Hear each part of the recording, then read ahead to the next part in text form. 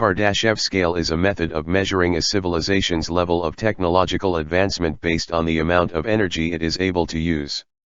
The measure was proposed by Soviet astronomer Nikolai Kardashev in 1964. The scale is hypothetical, and regards energy consumption on a cosmic scale. Various extensions of the scale have since been proposed, including a wider range of power levels and the use of metrics other than pure power. Type 0 preplanetary. A Type 0 or K0 civilization extracts its energy, information, and raw materials initially from crude organic-based sources, i.e. food/wood/fossil fuel, pressures via natural disasters, resource exhaustion, and societal collapse create extreme, 99.9%, risk of extinction.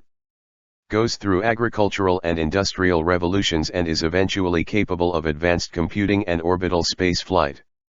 21st century humans are a Type 0 civilization. Type 1 planetary. A Type I or K1 civilization has mastered all the energy available to their home planet, available from a neighboring star.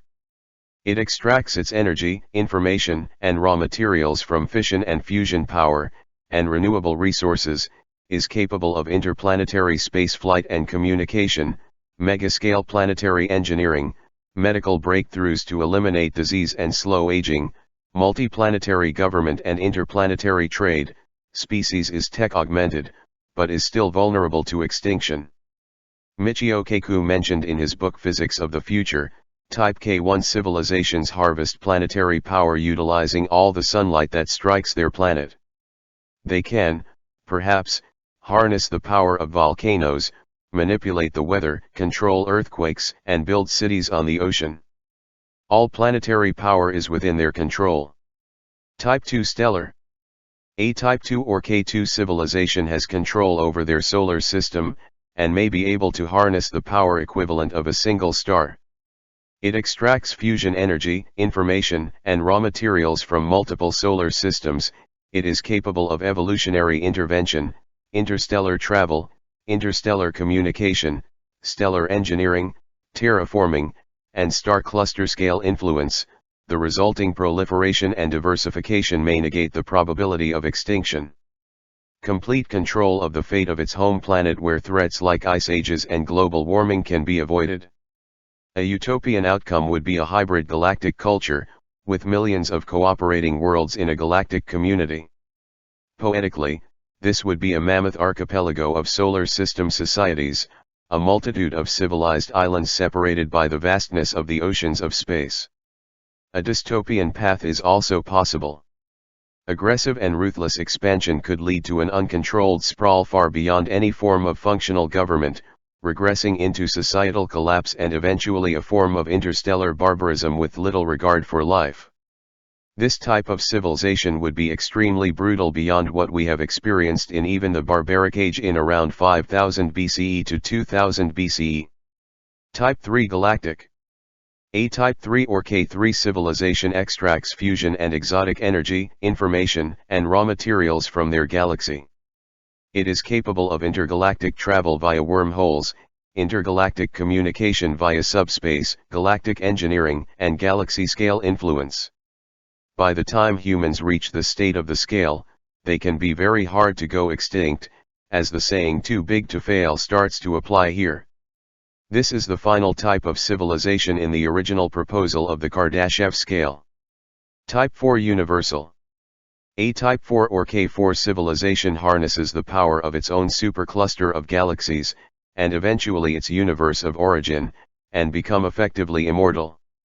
A civilization this advanced could tap into the mysterious dark matter and manipulate the basic fabric of space-time. Their capabilities may include instantaneous matter-energy transformation, teleportation, and time travel. Type 5 multiversal. A Type V or K5 civilization would be advanced enough to escape their universe of origin and explore the multiverse. Such a civilization would have mastered technology to a point where they could simulate or build a custom universe. They will have mastered the new laws of physics and have almost complete control over the fabric of reality. Now, humanity is basically impossible to destroy by its own inhabitants, which has reached the decillions. Type 6 Megaversal. A Type 6 or K6 civilization exists in the megaverse and is capable of creating and maintaining the fundamental laws of universes. They exist in an infinite amount of simultaneously existing multiverses that represent an infinite amount of instances and all laws of physics. They can also be regarded as paraversal as they exist in infinite parallels to the 11D space-time continuum, with infinite instances of pasts and futures. As humans become literal gods of the megaverses, they cannot be stopped unless a civilization at or beyond K7 engage in combat with humanity. Type 7 Omniversal. A Type 7 or K7 civilization would travel, transcend, and ultimately oversee or be the omniverse, which is the collection of every single universe, multiverse, megaverse, paraverse, 11D dimension and reality. Everything is in the omniverse, and there is only one omniverse. It is likely that such power would come from an individual rather than a civilization, as the civilization would have transcended and merged into a single mind that would encompass all thoughts and all timelines, thus being omnipotent, omnipresent, and omniscient. This is the Creator, a God above all gods, responsible for all of existence, past and future.